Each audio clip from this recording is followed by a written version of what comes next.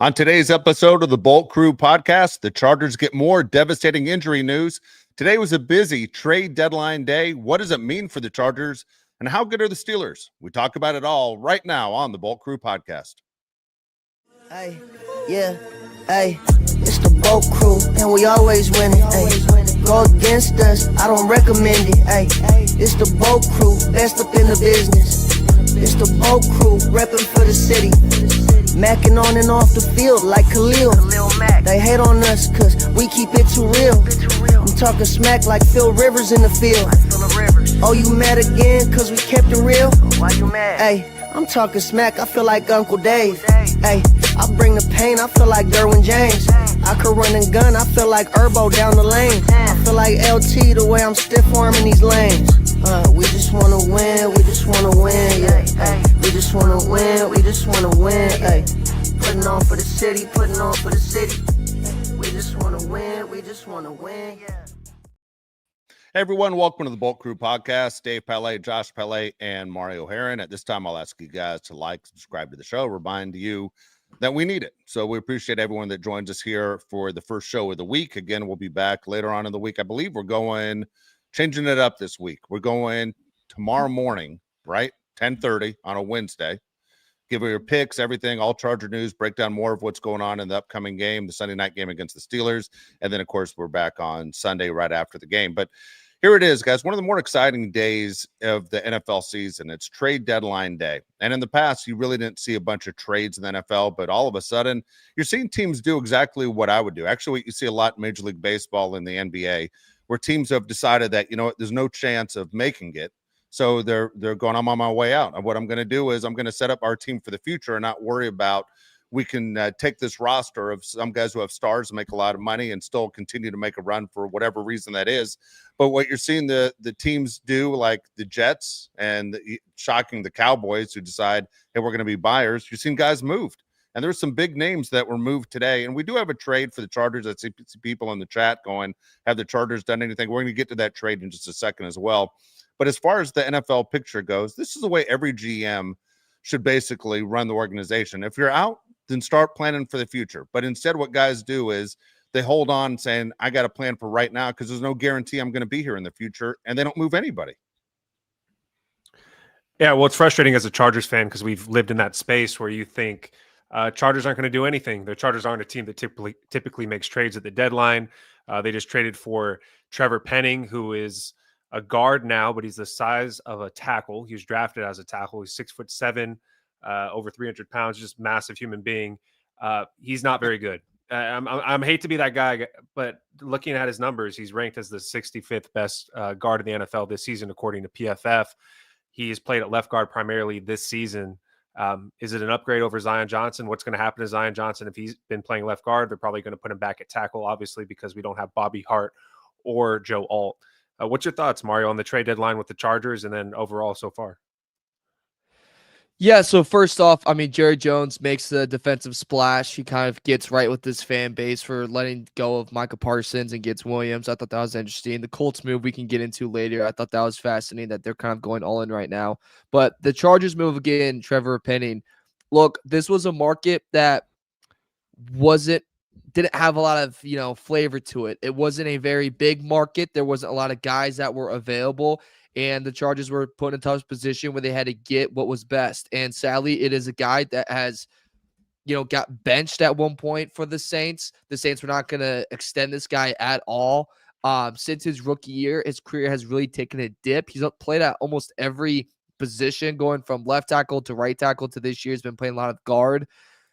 Look, Dave, it's hard to be mad that they made a move and say this guy sucks, because we were wanting it and begging for it. I guess the thing you could say is he's known for being physical and he's known for having a high temper and getting really after other guys. But at the same time, this isn't, this is a very weak Band-Aid that falls off after swimming for 2 minutes. This is right here one of those moves that the Chargers make that I think it's good for the team as far as morale goes, because as soon as he comes in, everyone on the team will not feel so bad about how bad they've been. They're going to look at him and go, "Whoa, that guy's worse than me."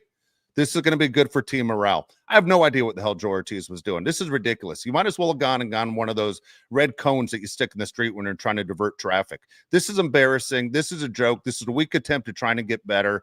Can't tell you how frustrated I am. And if I'm Justin Herbert, I'm like, that guy? I already got one of those guys. He's over there. His name's Becton. Looks just like him.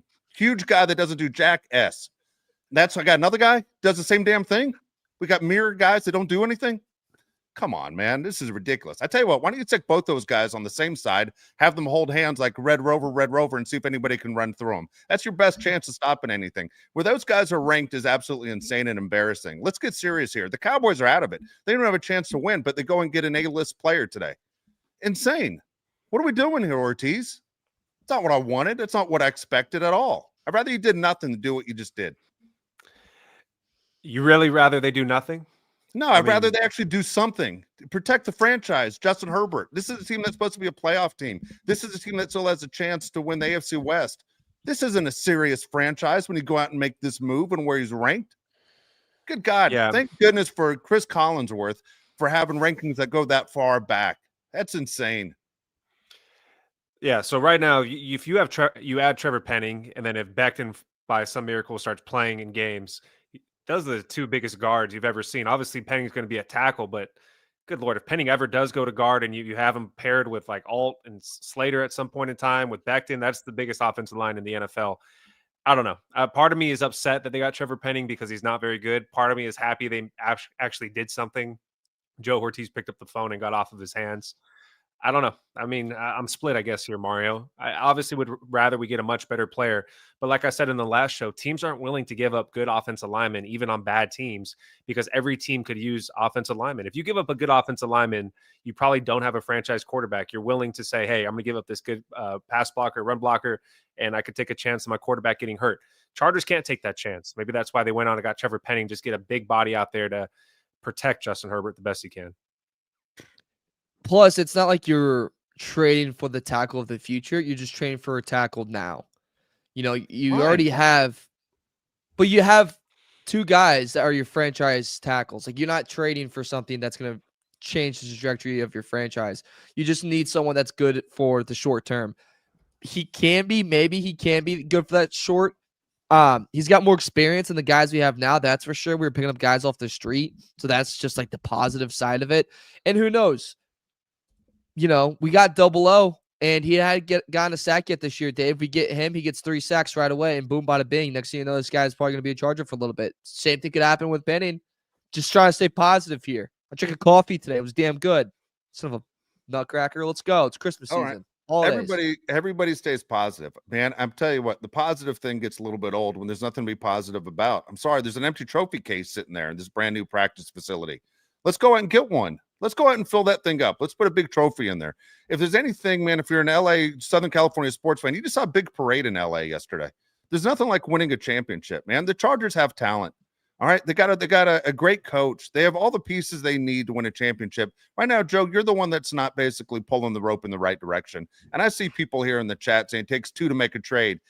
Dude, everybody has a price tag. I don't care. Guess what? I have no desire to move. Somebody knocks on my door right now and offers me the right price. Guess who's moving tomorrow? This guy. That's how it works. There's always a price for everything. Man, don't sit there and take that. Okay, I'm sorry. You can go out and make a deal with teams out there to go and get basically anyone you want. You can go out and get any player in the NFL almost right now. Outside of maybe Josh Allen, you can almost trade for any player in this goddamn league because there's always a price tag on everything. Everything is for sale. This is a half-ass effort. This is disappointing.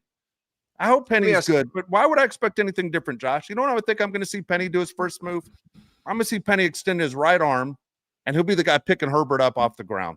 That's what I think. Because right now, this is goddamn ridiculous.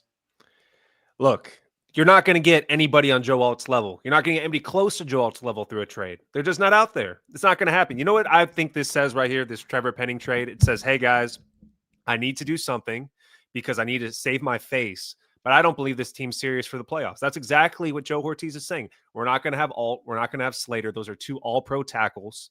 We're going to try to fix this with the Flex Seal or whatever they used to sell on TV when you wanted to stop the flooding.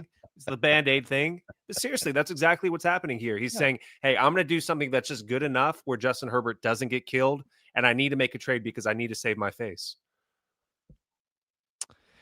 And if you want to, actually, you can't even look on the bright side because these grades are terrible for pass blocking as well. I was trying to find if this was like a whole season. It was just one game where he had good pass blocking, but we're going to do.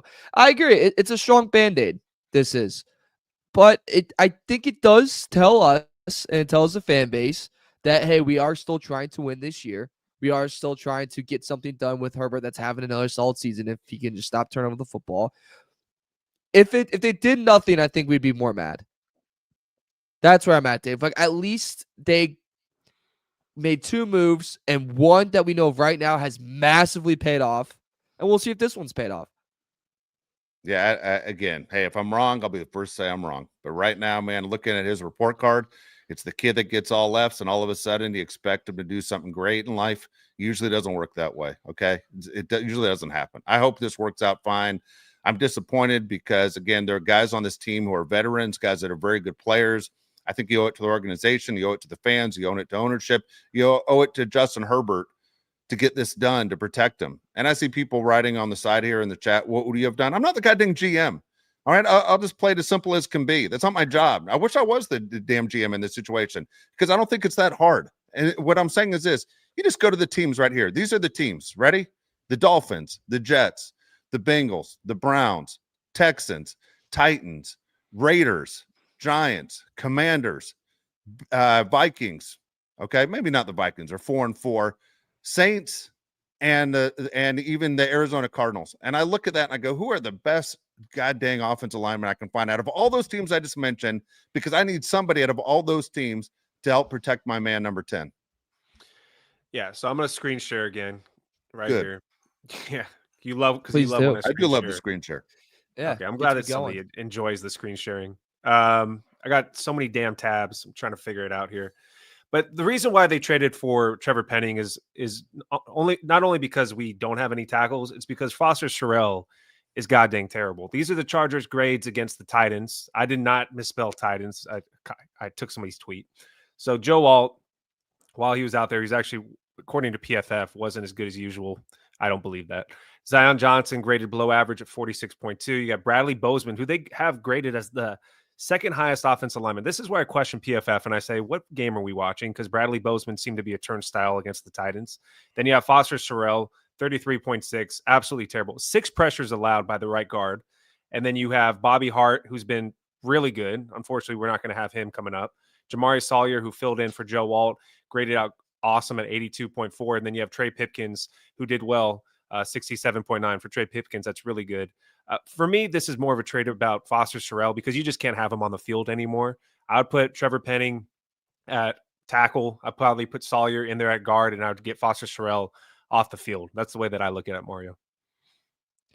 Yeah, I think the same way. Also, let's remember that this Titans front is not very strong. They're also without Jeffrey Simmons in this game. We're facing a front in Pittsburgh where, look, their secondary is beyond trash and they're beyond old. I think they were born literally during Vietnam. But that front that they have with, Watt and Hayward and company, they can get to you and they get to you pretty quickly.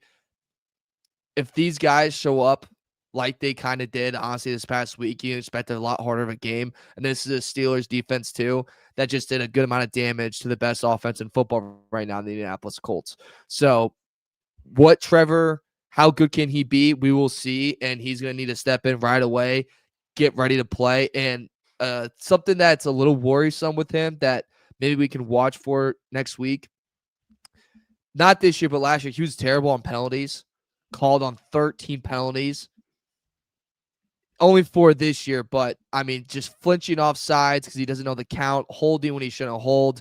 That's something I'm a little bit worried about going into Pittsburgh, Dave. Is he going to know the count well? And are we going to expect a lot of just rookie mistakes out there for a guy that's been in the league for a little bit? Is he going to know the count? I mean, it's as basic as can be. I mean, that's what we're doing here. But they still mess it up. I watch it every damn weekend. That's what we're hoping for. Does he know the count? Can you remember the last thing said in this huddle before you run over there 5 yards? I mean, what the hell? What are we doing? What kind of ribbons are we giving out on this goddamn franchise here? What are we celebrating here?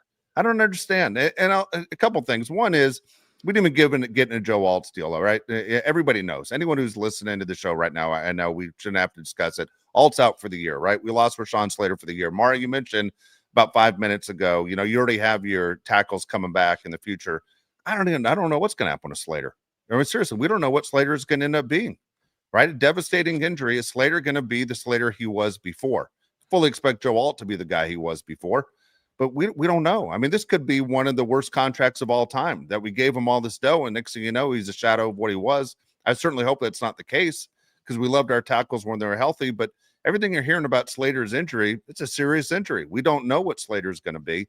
And to assume that any offensive lineman is going to make it through a whole year, it was always one of those, we just don't know. As we saw the other day with Joe Alt, all it takes is some guy that's not even your fault to fall into the back of your legs, and your season's over. Yeah, real quick. So I just got this news across my timeline. You know how the Chargers have been absolutely awful at snapping the football the last like 4 or 5 weeks? Mm-hmm. Our long snapper just retired, Rick Lovato. Not kidding. Like, quit football. I bet he listened to this goddamn show on Sunday. I think we pushed him right into it. You think we're the reason Rick Lovato retired? I blame Mario, be honest with you. Mario was tougher on him than anybody.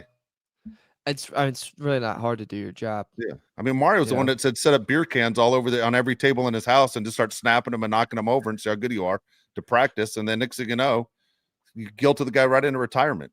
Yeah, I'll tell you this right now. You give me a couple Jameson Orange, and that ball's firing to you on the dot. Yeah. I might make a tackle too. All right, we're sharing one more time here. This is what we're looking at this weekend against the Steelers. I know we're going to jump into the Steelers next show tomorrow, but I'm not very good at math. What does this look like to you guys? I'm looking at the Chargers offensive line and Aronde Gadsden and how they fare against the Steelers front. So right now we have everybody on the offensive line that's graded below average. Sawyer, 54 out of 78 guards. I think Sawyer's a much better tackle than a guard. We'll see what they do with him and Penning. Zion Johnson, below average. Bozeman, we already know he's ranked as the worst center in the NFL. Foster Sherrill, almost ranked as the worst guard. And then you have Trey Pipkins, who they have ranked as the 71st best tackle out of 75. And our boy, Rondé Gadsden, we just love him so much. He's ranked as the 11th best tight end. I'd say right now, Rondé Gadsden is a top 5 tight end in the NFL. And then you look on the other side with the Steelers, Cam Hayward, who's old as hell, is ranked as the best interior lineman in the NFL right now. He's the number 1 D tackle. You got TJ Watt, who's ranked as the 16th best edge rusher. Then you have Highsmith, 25th. Then you have Herbig, who's the number 5 for his position at edge. This is going to be a really, really tough matchup against the Steelers. How do you see this playing out, Mario, when it comes to the blocking scheme? Are you just putting Tucker Fisk back there, just trying to get so many linemen in, running 2 wide receiver sets, just trying to get as much protection as you can on Herbert? I think you have to. You have to provide as many chips as you can, and you have to get quick passing plays. Because like I said, this secondary is not strong. You just got to survive the front. So it's got to be quick. Allen has to get open quick. Ladd has to get open quick. Gaston has to get open quick. You also got to be able to establish the run, which is going to be really, really hard, but you have to be able to do that against this defense. And look, without Joe Alt this year, I was looking at this today, guys. In 3 of the games that he's missed, Herbert has been the leading rusher because of the pressure. He's just had to escape the pocket and run for his life and get us a first down or whatever it may be. The other 2 games where he hasn't has been against the worst rush defenses in the league in the Dolphins and Commanders. Well, the Steelers are not that bad against the run. They're 14th against the run. So they're going to be a little stronger in that category. It's not going to be easy to go. Games with Alt this year, guys, we averaged just under 27 points a game. Games without Alt, we averaged 21.6. Herbert's passing yards with Alt, 255.5. That's his average. Without Alt, 246.6. It's about a 10 yards drop. And that's because he's usually running for his life and running for a first down instead of finding a guy open downfield. It's going to be a long day, Dave. And if you want to think about this going forward, if you're a Charger fan, start betting Herbert rushing yards because he's going to have to hit it every single time with these guys blocking for him. Yeah, I think you're absolutely right. I mean, great points. And as you said, you put someone else back there to protect him. You have to. I mean, you just have to. You do the math. You figure out how this is going to go with the Steelers. Look, they can win this way. I mean, they've done this before, right? The Chargers have been through a defense like this before. And, yeah, it takes away an offensive weapon, but you got to do it. You got to sit there and protect number 10. The worst thing to happen, more than a loss even, would be for Justin Herbert to be lost for the year because of an injury because you can't protect him. So yeah, you got to do something against the Steelers team right now. By the way, the odds are, just take a guess. What do you think the point spread is for this game right now? I actually haven't looked. Steelers by 2. What do you got, Mario? Do you know it? Don't I'm look gonna it say up. I know the Chargers. answer. What? Chargers 2.5. 3.5 right now. Chargers. Chargers? I hate that. Oh, I hate that. Mike Tomlin as an underdog is so freaking scary. And again, the Steelers played great the other day. You're right. So I mean, to me, that's kind of a strange point spread, but at the same time, you know what? Maybe because Mario, you know this world better than me. Maybe the way they're trying to get action on the Steelers, I have no idea how it's going this way. But whatever. That being said, you know, can you keep Herbert healthy, and do you have the weapons to beat the Steelers defense? That's It's already gone. It's already gone down to 3 too. I'm looking right now. Wow. So yeah, the last time I looked at it was 2 hours ago. Yeah, And it's already and gone this down. is the day where big money can come in. Yeah. So that means a lot of sharp bettors are already betting Steelers. Yeah, so Mario put in our chat over here. The Chargers traded a 2027 6th-round pick for Trevor Penning. He just likes trading 6th-round picks for tackles / guards. You know, we traded a 6th-round pick for Austin Deculus. That didn't work out. I think Trevor Penning should be a lot better than Austin Deculus. Share my screen for the last time, I promise. This is my last time doing this. I found this on Twitter. It's the teams with the most and the least cap space. These are the teams with the most cap space going into next offseason. One thing that I notice here is that the Patriots, who have been very good this season, have the most cap space going into next season. I think the Patriots, I'm not going to say they're building a dynasty or anything like that, but they're in very good position moving forward.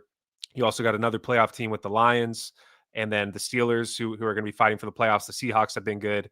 The rest of these teams are not good. 49ers are okay. Is there anything on this screen that surprises you?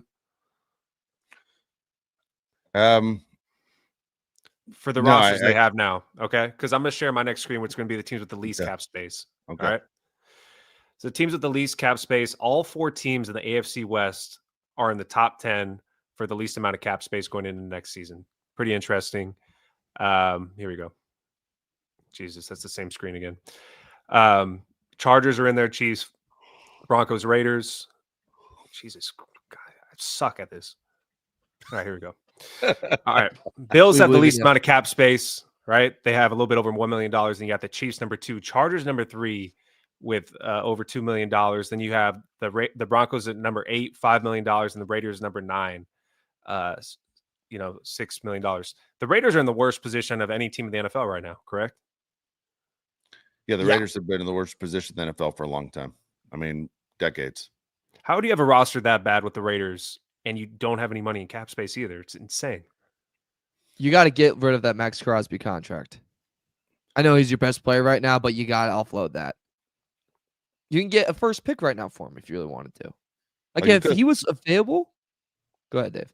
No, you could. I agree with you. You're 100% you could. I don't know what the Raiders are holding on for. How do they not pull the Jets today and trade away Max Crosby and anybody that's worth a damn on that team? I mean, the only one, honestly, that I would hold on to would be Brock Bowers, is the guy that's the untradeable guy. Everyone else, go. They traded Jacoby Myers today. With smart move. And Genti, of course, you're not trading their first pick, but you know what I mean. Yeah, if you're the Raiders, you go, what's your plan? You got at least a 5-year plan. It's not working.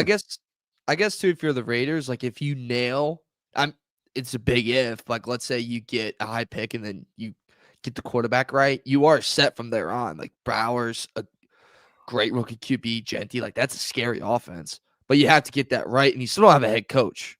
Pete Carroll's older than dirt, and he doesn't have it anymore. So you have to figure that out next. Nope. Again, I mean, look at Mike Vrabel. All right, there was talk Vrabel, different teams he could end up with, whether it was the Bears, the Raiders, the Patriots. Man, money talks. Tom Brady pays him enough money, man, he's going to the Raiders, and all of a sudden maybe the culture's a little bit different. But man, when you're drowning and your coach's social security number is 8, you know, that's not a good sign for the future. And that money I showed is for the rest of this year. Excuse me. That's the money that's left. Yeah. Yeah. What do we got? Because during the offseason, we should be in good shape, if I'm not mistaken. And if not, I don't even know what to tell you. That surprised me, the number right there. Anyway, Look, for the Chargers, man, my frustration comes with that we all know this is a postseason team. I want to see this team have a chance to win the division. You've heard me say it a million times. Hosting a playoff game is important. You got a gift the other day with the Chiefs losing, but you sit and you break down the rest of the schedule and how it goes, and you go, all right, can we pass the Broncos next? Can we pass the Broncos? Can we win this division? And what happens with the Chiefs down the line? Because that's a crucial game. That game in Kansas City. You have tough games coming up on the schedule, right? You have the Steelers, you have the Eagles, you have other big time teams that you're saying we got to get wins if you want a chance to win the AFC West. And right now it's kind of scary. You kind of would, it's a long season. 17 games is a long season for fans, players, coaches, everybody involved. But I think there's nothing like a shot of adrenaline than go ahead and making a trade by today to sit there and show the team we're serious. We're done. We've done our part in the front office. Now it's up to you guys to take it home. Exactly. And the Chargers have the most cap space next offseason. The Chargers have $111 million, 36 players under contract, $93 million in effective cap space. So the Chargers have tons of money to spend in the offseason. The big gripe we've had with Joe Ortiz is not spending smart money. Chargers made a bunch of little moves in the offseason. None of them were huge, I would say. I mean, there's a few that were big. Like Keenan Allen was a really good pickup, and a few other guys brought back Khalil Mack. You got to go after some offensive linemen. You got to draft some offensive linemen. You got to protect the franchise with Justin Herbert. That's the way that we all see it, right? Well, God dang it, Joe Ortiz with his little alligator arms can't reach his wallet. He's going to wait till the last day when everybody's gone, and he's going to end up signing a goddamn long snapper for $50 million. I don't know what the hell he's doing. No faith. You also have a big contract that you got to pay, like Double O. You got to pay him at the end of this year too. So that's something to keep in mind going forward. You obviously have to pay Ladd. So there's guys that you're gonna have to hopefully beat early on paying them than later. The Detroit Lions, I want to give a lot of credit for. Like they nailed everything when it comes to picking guys and trading guys. And look at Goff under contract, Aiden under contract, Brown under contract, Sewell. Like these guys are all in there for the long term. So Chargers got to make sure they handle that pretty well. Other winners and losers from this trade deadline, Dave. Who do you have? Because I have two that has just been blowing up my phone. I've been thinking about it all day that I think really, really killed this deadline. Dude, I love what the Colts did. I mean, straight out, we talked about that shot of adrenaline just a second ago. As well as the Colts have played, they didn't rest on their laurels. They had a disappointing loss against the Steelers. They come out and you get Sauce Gardner, who honestly I think will be even better when he's on a quality team. Number one, the lack of distractions as far as being in New York and everything that goes there and sucking. And then you go to a team that has a chance that they believe in that locker room can win a Super Bowl.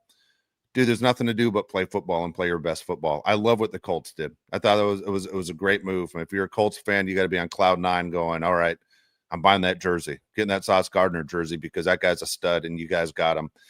Believe it or not, I like the Cowboys move. I like the Cowboys move for the future. And it seems weird to go, why would you do that for a team that seems like they're out of it and embarrassed themselves on Monday Night Football yesterday? Dude, look, you lost Micah. I was going to say it on the show. I'm so tired of Jerry Jones kicking guys when they're already down. Like, dude, Micah's gone. You got rid of him. You made a mistake that a lot of people felt you made, but yet you can't stop insulting the guy. I mean, dude, it's one of those where if it was two guys on the street, Micah would have knocked that old man out by now. Like, enough, dude. Just shut up already. Move on. Micah's moved on. Move on. It's old, man, including Jerry Jones. He's old too. Let's get Jerry Jones and Pete Carroll in the ring. Pete Carroll would wipe the floor with Jerry Jones. I'd like Pete to Carroll's in good shape. Betting the under in that fight. Jesus Christ on a cross. I mean, Jerry Jones is a bad look for the Cowboys. Kicking guys while they're gone, it's not good going forward for players you want to sign, players on the team. But to answer your question, Mario, I love what the Colts are doing. They're going all in. You got to appreciate that as a fan.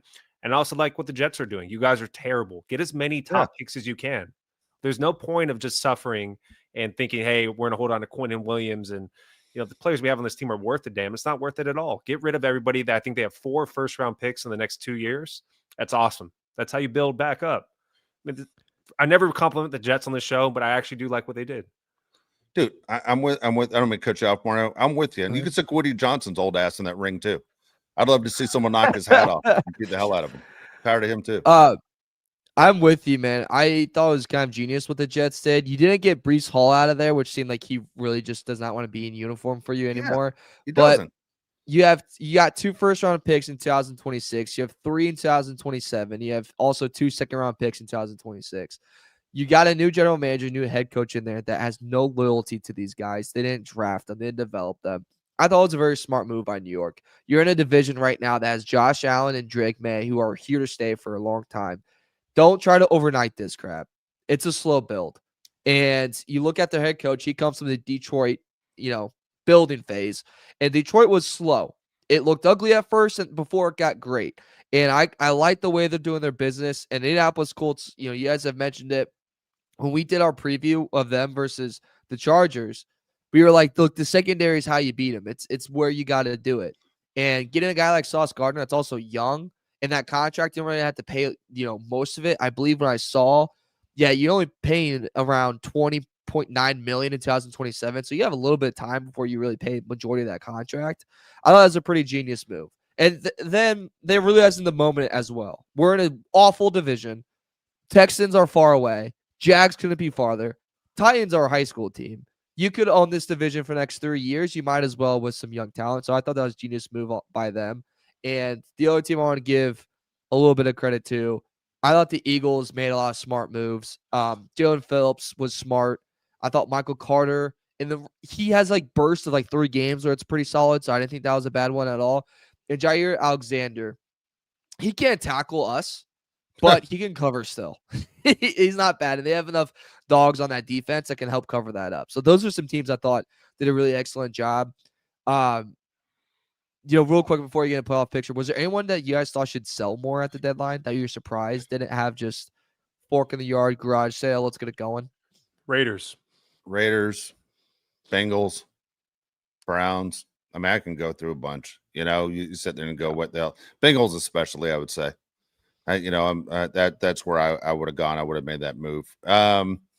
Again, hats off to the teams that are going for it. Fan bases love that. I mean, it's easy to sit there when you talk about your fandom, and we say if people ask you on the street, what's your team? We know they're talking about an NFL team. It's easy to justify your fandom when your team's always trying to win or doing the best they can.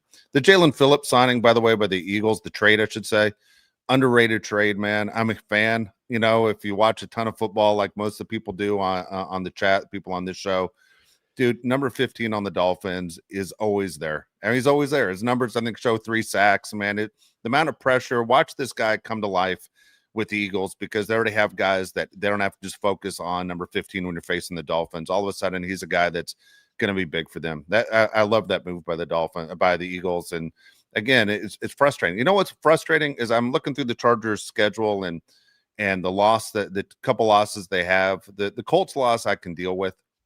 I don't like the way they lost, but that you can deal with it. It's the Commanders loss is the one that just hurts. You just go. I mean, I know the Giants loss sucked. Commanders game was at home. If you remember, the Commanders had like nobody healthy outside of the quarterback, right? You had Debo's out of shape ass who was there, but no one was really healthy on that team. And then for the Commanders to just shut us down for 3 quarters was embarrassing. You watch the Commanders play now, you could argue they're the worst team to watch in the NFL. Do you think the Commanders are the worst team to watch? Have you watched the Raiders? Well, ask Mario. Mario followed. Well, I would say you probably still follow because you lived in D.C. recently, Mario. Am I right? The Commanders are god awful and old as hell. Like the old team of the league and terrible. Can we? So you forgot we're not tapping ourselves on the back when we said don't trust the Commanders this year. You said it. We were saying that in July. That the team's old as dirt. Jalen Daniels, that injuries are coming. And like you said, Dave, I don't know if it's a worse team. I think there's by far some worse ones out there. Raiders being up there. I think Falcons. Honestly, I'd rather watch the Raiders than watch the Commanders. I'd rather watch Brock Bowers and Crosby than watch what the Commanders have. The Commanders are terrible TV. How about the Tennessee Titans? Yeah, I was about to say Titans are definitely up there too. That's god awful. Oh my god, dude. I was at the game. I couldn't believe it. The worrisome thing too with the Commanders is Quinn as a head coach. When his team starts, we saw this in Atlanta. When things start going sideways, his team does not like come together ever. They're like, dude, this guy's saying the F word every other word. Like this, I'm getting really tired of this. You know what I mean? Like that's when it starts to fall apart. So he could be a quick out over there in Washington. Dude, he was almost like Coach of the Year last year. What? Do they only practice indoors in DC? Like, why is Dan Quinn so white? Yeah, what's going on with him, dude? I have no idea. Their Dude, facilities like- are terrible. So they're outside. Dude, they got to get my man a suntanning booth. Dude looks like that movie Powder. He's a mess. He's like one of those geisha girls. What the hell, dude? I've never seen anybody whiter than this guy. It's weird. Saints. That's the other team I was thinking of. Saints are another. Yeah, but we brand all know wide. the Saints were crap. You know, the Commanders Yeah. were a team who won the NFC Championship game a year ago. And All right. they traded away their second best receiver today, and I'm blanking on who they did it to, but I wrote it down. I can't fucking find it. Just give me a second on that. All right. Guys, Yeah, they do don't a get it. question while you look it up. Yeah, the Yes, I'm Saints sorry. Made, I think the first trade of the day. It was number 22. Seahawks. Yeah. Yes, I love that trade for Seattle. That add another guy to help out JSN. Seattle could be the sneaky team that they're in the NFC Championship, and you go, "Hey, how did this happen?" It's like when you wake up after having like 18 shots, and you're like, "Gosh, how did that broken table happen?" 18 shots. You've done a day with 18 shots? Wow. How are you alive? Sadly, Oh my god. All right, here the we Italian. go. That's impressive. AK 199 says, Uncle Dave, are you sure his job is safe as our GM? I'm not sure of anything. And I don't know who pulls the strings. I mean, it seems like Jim had a lot to do with him getting that job. That's what I thought. I'm not sure of anything. I think when Jim decides he needs a new OC or a new GM, he gets a new OC, a new GM. I think Jim runs that franchise, which I'm fine with. Yeah. I mean, Joe Ortiz is not good at making trades when we need them, but he is an excellent drafter. So you keep him. I mean, I don't think he's going to get fired regardless, but Joe Ortiz has nailed the draft. You got to give him credit where it's due. I was about to say, Josh, you can't. He's killed the draft. He's been amazing. Gaston's great. Ladd's great. Hampton's great. Alt's great. Tarheeb still. Cam Tarib Hart. still. Yeah, like he makes it happen. Trey Harris, from what the limited stuff we've seen, he's fantastic. So Yeah, Fine. he's- We got a new title for you, Joe. It's head of college scouting. That's what his job was with the Ravens. Fine. He's great at it. He's the scouting guy. Sucks but with that trade part. wise, Double O's, I'm trying to think of other great trades he has. Like that was a great trade. Yeah, you can keep thinking about those great trades. I'll give you all day. Let me know. Yeah, Austin Deculus, right? We love that Deculus, trade. That was yeah. a sick Yep. trade. Yeah. I mean, the Allen trade looking back was smart because you really traded him to Chicago and just got him right back. In reality. So technically that's not bad. It's I like the look, signing, bring him back. I mean, Yeah. but they did want to bring back Mike Williams, who I don't think would have been half as good as Keenan is. All right, here we go. AK, we can't live in the past. AK 499 says, I just want to say I hate the Chiefs and their team, but I have a crush on Gracie Hunt, the daughter owners. Yes, I am wild. Okay, let me tell you something Okay. about this right here. Okay, I hate to say it. I follow these people online. All right, on Instagram. I can't tell the difference between the daughter and the mom. I don't know who's who, and I've been following them for years. I don't even know. They drive me a little nuts. I don't like either one of them, and it sounds like crazy. Why do you follow? I don't know why. It's probably why people listen to this stupid show and listen to me. They probably hate my guts, but at the same time, you got to hang around. You never know what I'm going to do next. That's where I'm at with these Hunt girls. I don't know which one's which. Do you know which one's which? Can you tell? The mom or the daughter? They love Instagram. I haven't looked into this Okay. situation like you have. I'm checking this out now. Okay, they were my major follow before Madison Beer.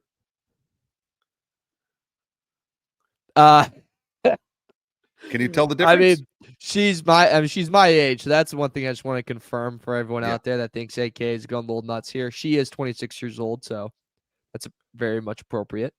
I mean, boyfriend looks like straight out of He Just Rushed Share Sick it. Kai at Ole Miss. Share it.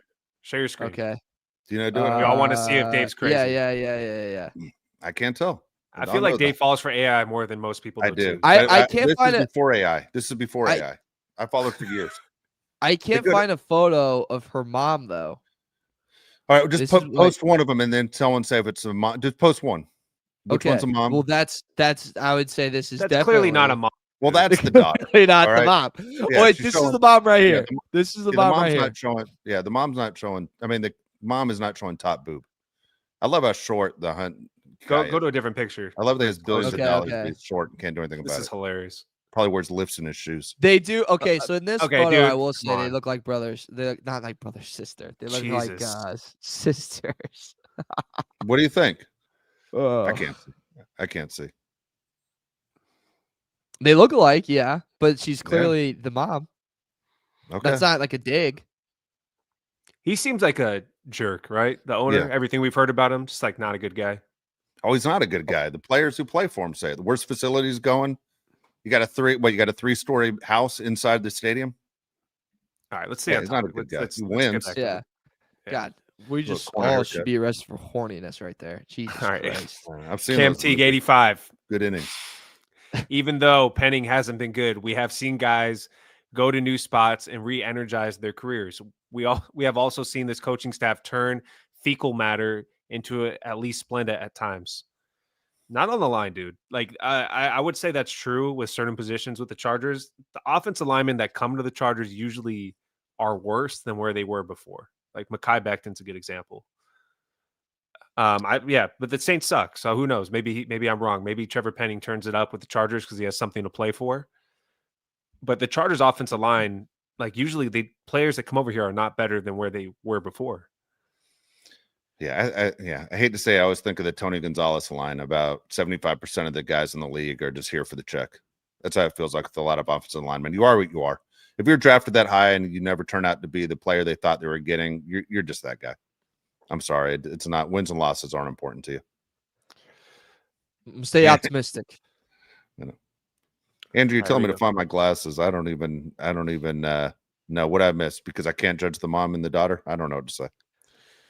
So I like this comment. JLM 79 $5. He says we don't have to focus on drafting weapons anymore. We can focus all of our picks in the trenches. So I'm not on board with all of the picks in the trenches. Like I said in the last show, I'd like at least 2 picks on offensive line in this next draft. I would love 3 picks for the offensive line. We also have money to spend this offseason. If you want to get veteran offensive linemen, I'm on board with that too. I think when you look at teams like the Eagles and the Lions, they do a great job of mixing veteran players with young players in the draft. We know Joe Ortiz is great at drafting. Bring in some veteran guys that can mix in with these guys, and then you have a complete roster, or at least more depth than you've had. Yeah, okay. I'm gonna throw a trade at you, Mario. I know it's not gonna happen, but I threw this at Josh this morning. Okay. Okay. You tell me if you would do it or not do it. QJ to the Jacksonville Jaguars and a No. 3rd-round pick. So QJ and a 3rd-round pick to Jacksonville for Brian Thomas.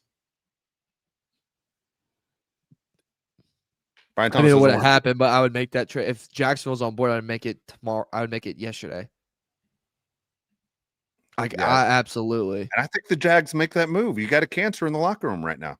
Second-year player is a cancer. Yeah, I don't know how he I wasn't think- traded today because it sounds like he's miserable. He's causing a lot of problems. But wouldn't you be like, oh, it's a second year, like we have this guy under a cheap contract, like let's just give it a good 3? Not if he's causing problems. You got a new head coach, right? It sounds like the team is actually playing very well underneath him. If you got him out and he brought Brian Thomas here, he immediately becomes your best wide receiver, your best one by far. And we have good wide receivers. But Yeah, I mean, they got Jacoby Myers. Obviously, he's not Brian Thomas. I thought there was a chance he was going to get traded today, Mario. it would have surprised me, but I just think you're going to try to give this thing one more shot. And I don't know if Quentin Johnson would be exactly their top, replacement. I don't know if Myers is either, to be honest with you. They still have, I mean, if they extend Myers and they have Myers, Hunter, and Thomas, like that's an insane core to move forward with if it all, works out. But to that comment about the trenches, I mean, I don't. You said something, Josh, but I want a lot of picks on that defensive front too. Like we need some D tackles, man.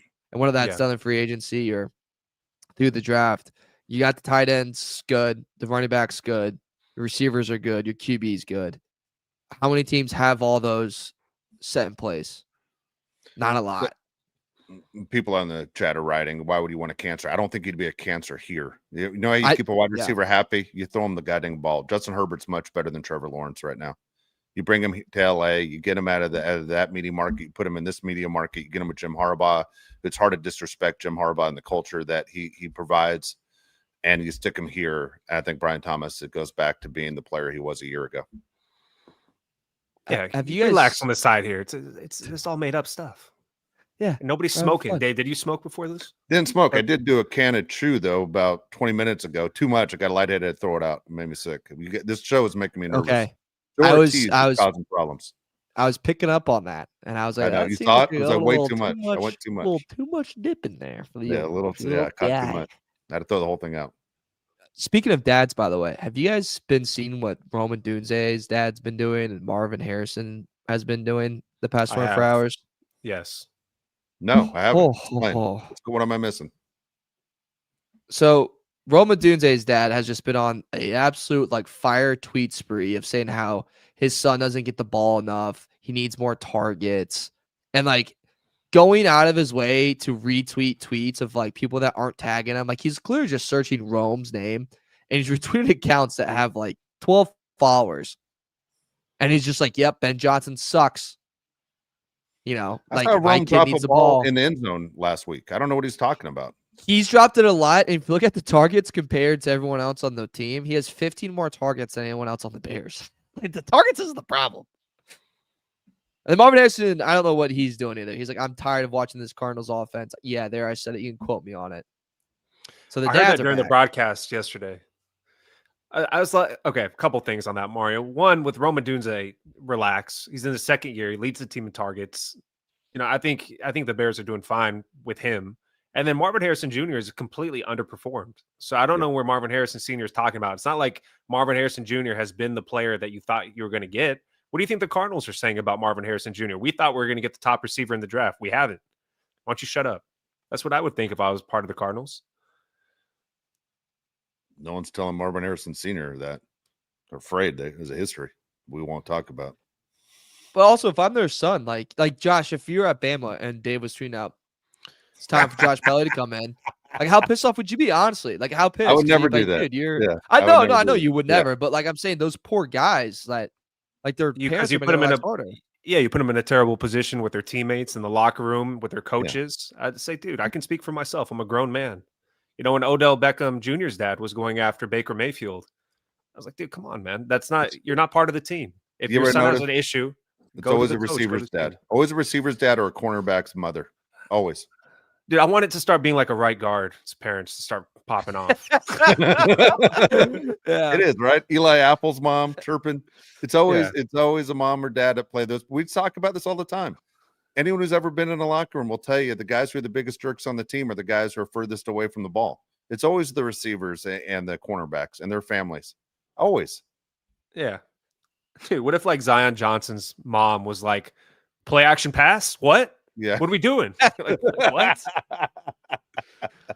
Denzel Perriman's mom's like, what? He made the tackle right there. Yeah, you know, touchdown saving tackle. Oh, yeah. Like, what the hell? B. Hannon brought up a going good point. Bosa's mom was no help. That's for damn sure.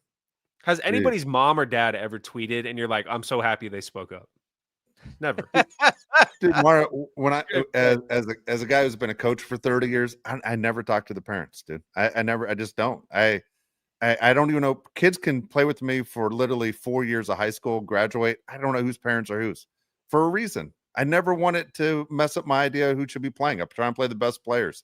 So I never get to know the parents. I won't let them talk to me ever. Like, your kids are old enough. We're making men here. What are we doing? They're the ones that play. I don't coach you. I coach the kids. And so as a guy at the highest level like Jim Harbaugh, I'm sure he doesn't give a rat's ass either what anyone's dad or mother's saying. Here you go. Got another comment from AK199 says, Uncle Dave, I owe you $100. I will explain later. Dude, please do not send me $100. You do not. The fact that you listen to this show is great. I appreciate it. How is he saying? If you guys had to pick your dad, LeVar Ball, Del Beckham, trying to think of other really annoying parents in this. It can easily answer the question already. Okay. LeVar Ball is definitely who I'd want as my dad. He was right. If he says I'm going to be rich, I'm going to be rich. Yeah. Seriously, 2 out of his 3 kids made it. The one that didn't is like a rapper now. Like, he's doing well, I think. True. Yeah, I want him to be my dad. I would take him over Amon-Ra St. Brown's dad. That guy's a psycho. Making me lift at like 2 a.m. I don't want to do that. Why are you drinking water, son? You got spit. Swallow the spit. I thought it was the funniest thing I've ever seen. Jeez. Oh my gosh. Yeah, no, that's funny. LeVar Ball. I wouldn't want to even be LeVar Ball's neighbor. Like, he'd wear me out, man. What? All right. What were Who would you rather live under, like in an apartment, LeVar Ball or Stephen A. Smith? Oh boy, dude, that's a Talking nightmare. loud the whole time, or Mad That's a Dog nightmare. screaming all the time? Probably Ooh. Stephen A. Smith, because LeVar Ball is missing a foot now, so that cane hitting the top of the ceiling would drive me nuts.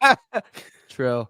I think Stephen A. too, because I would just get him going. Like I would just stand behind him in the elevator and be like, "Dude, the Knicks lost again last night." But what? I don't know. Say something. All right. Are we good on today's show?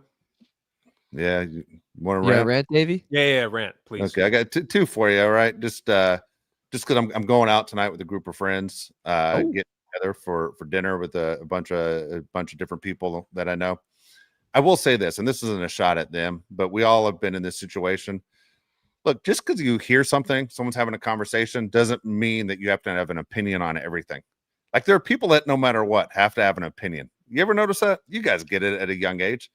I honestly believe, and this is why I'm afraid, because I talk so much, and I've been talking so much for the last 30 years on radio and stuff like this with you guys, that unfortunately I'm afraid I become that guy. I try and catch myself not to have an opinion on everything. But you ever have a discussion with someone, and someone who's at the table that isn't really in the conversation has to jump in with an opinion? And the deal is, you got to check yourself. And nothing's worse than someone who has to have an opinion is someone that is a topper. That you tell a story, and then they got to tell their story that tops the story you just told, right? There's nothing worse than a topper. And you realize, man, it's not just that one time. You realize it's every time. Like I got a buddy of mine, and it makes me laugh all the time. He'll go on Facebook, and he'll sit there, and he's retired, so he has time to go on Facebook, and he'll sit there, and so, man, 3 days in Hawaii, nothing like it. And he'll just write, "You're absolutely right. That's why I bought a house, beachfront property right in Kauai. It's awesome. We have the greatest time." And he tops every story, even though he doesn't. You go to Europe, he'll top your Europe story. He just sits there and tops every story to make your story not sound so great. That's his move, but he does it to me because it makes me laugh. But that's the one that always drives me nuts, is the people that always have an opinion on things. Number one, they usually aren't educated on. Two is they love to hear themselves talk. Now here's the move that cracks me up. Someone will say something in the group tonight, guarantee you why I'm out.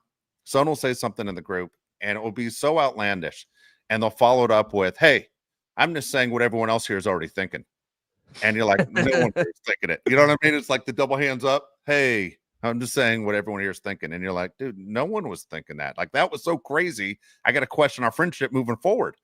But there was that guy. And you'd sit there and you just shake your head. You get in the car with your wife, and you just go, can you believe that guy dropped that line? And then he wants to justify it with everyone there was thinking the same crazy thing. We wouldn't say that publicly. We wouldn't tweet it out. Like, that was nuts. Like, maybe your inner monologue is all effed up. You got to pull it together here. So that doesn't justify your crazy racist thoughts when you guys sit there and follow it up with, "Hey, I'm just going to say what everyone here is already thinking." No, it's not all right. It's not okay. I'll let you know how it went on the next show. That's usually like a good, like anytime someone says that too, like a really bad hot take's coming. Oh yeah. Yeah, you're like, yeah, hang you know, on. dude, I'm telling you. And it's just like way over the line. You're like, I mean, I don't know if you can say that at all. Can I ask you guys a crazy question? Because this came across my desk today. Okay, so I have a friend, one of my best college friends. He already got married. They did a marriage between just him and his wife. And now they're doing a wedding in Indy. Is that weird? And then like we're all invited, and like I'm going, but like they're already like they already give me a did time it. frame. When did they get married, and where did they get married?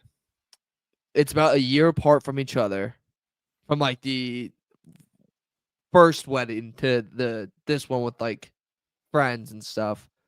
I believe the first one was in Italy, I think, or Colorado, one of the two. But I was talking about with someone else that's going today because we're finalizing how we're gonna get there. And they were like, I've never seen anyone do this before. And I was like, I didn't think of it until someone said something. I thought it was just like, oh, this is just what, he wants, because this is something that he would do. But what's the take on it? Josh, Like, do I get a gift? Like, I don't know what to do. Have you gotten a gift yet? No, I just pay. I always just pay. I pay $100 every time. Cover the plate. Wait, so they got married a year ago. He's having a party today? He got married a another year wedding. ago. And he's having So, a wedding in 2 wedding. weeks. Yeah, a wedding in 2 weeks. But they He got already married. got He married. signed the paper like at the courthouse. They did like the courthouse. They took pictures. She was in a dress. I've She was done in a this before. tux. Yeah, You done this? I've been to one of these before. Okay. A lot of times people can't afford to have an actual wedding, so they formally get married maybe for whatever reason, and then they have like an actual wedding when they could save up or the timing's better for them. I've heard of this. Okay. I don't think it's that weird, honestly. Wait till you get to be my age and you have friends that do the vow renews and they have another wedding like 10 years later. And I'm gonna give you a tip right here. Anyone who does, I'm gonna offend probably a lot of people right now. I'm just gonna say what everyone else is thinking.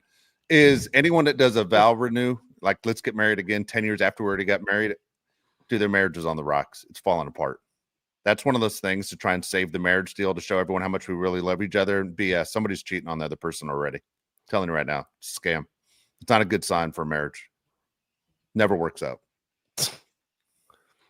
All right. There you go. Advice from Dave. You'll get it. You guys will see when you get older. Someone that you know is going to get married again. And you're just going, all right. And then just watch what happens. Not even 2 to 3 years later, it's over. I think my mom's parents did that. And they both said to see it to each other like a year later. Yeah. So what are you going to do? What are you going to do? There we go. All right, $10 from Brian Plant. Appreciate you, Brian. Thank you. Dude, that's very nice. Appreciate it, Brian. Thank you very much. Maybe buy another can of dip with that. Tomorrow at 10:30 Pacific time, we'll be here. Dave will probably be have a new set of rants. You just give him a few hours and he can pick up a new set of rants. Train wreck. We'll see how the dinner goes tonight for sure. All right. Again, appreciate everyone taking time to listen to the show. Again, trade deadline day. We'll break down what's going on Sunday's game with the Steelers and give you more information on that. But again, for Mario Heron, Josh Pele, I'm Dave Pele. Thanks again for joining us today. Hey, yeah, hey, it's the boat crew, and we always winning. Hey, go against us, I don't recommend it. Hey, it's the boat crew, best up in the business. It's the boat crew, repping for the city. Macking on and off the field like Khalil. They hate on us cause we keep it too real. I'm talking smack like Phil Rivers in the field. Oh, you mad again cause we kept it real? Why you mad? Hey, I'm talking smack, I feel like Uncle Dave. Hey, I bring the pain, I feel like Derwin James. I could run and gun, I feel like Herbo down the lane. I feel like LT the way I'm stiff arming these lanes. We just wanna win, we just wanna win, yeah. We just wanna win, we just wanna win, ay. Putting on for the city, putting on for the city. We just wanna win, we just wanna win, yeah.